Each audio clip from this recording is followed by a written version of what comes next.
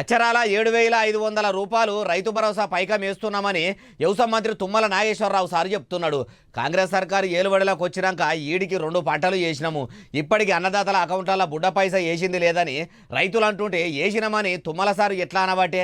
అయ్యా తుమ్మల గారు ఇక చెప్పుండ్రి. రైతు భరోసా కానీ రైతు భరోసా మీరు ఎంత ఇస్తున్నారండి? 6,000 ఎకరానికి, కుటుంబానికి 6,000, మేము ఎకరానికి 7,500.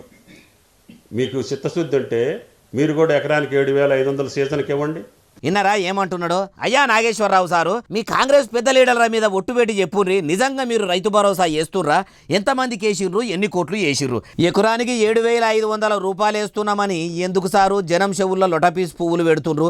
ఇంకా బీజేపీ సర్కారన్న అన్నమాట నిలబెట్టుకునేందుకు ప్రతి ఏడాది 3 విడతల్లో 4 నెలలకు ఓ పారి 2,000 చొప్పున మొత్తం 6,000 రూపాయలు రైతు ఖాతాల్లో జమ చేస్తూనే ఉన్నది. 17 విడతలైపోయి 18వ విడతకు కూడా ప్లాన్ తయారుంది. ఈ అక్టోబర్ 5 తారీఖు వరకల్లా అవి కూడా పురాగా పడేటట్టున్నాయట.